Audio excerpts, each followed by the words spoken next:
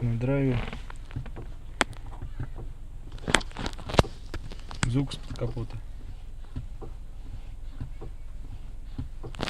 Раньше на нейтралке не было. Сейчас тоже на нейтралке нету. А до этого только что прям было и на нейтралке. Ну-ка.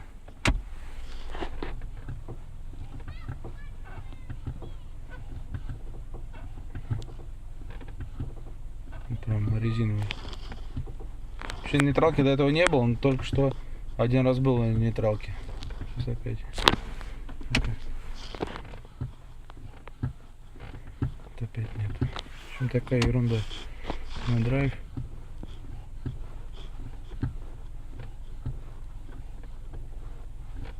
Звук меняется как-то. То щелчки, то просто резиновые.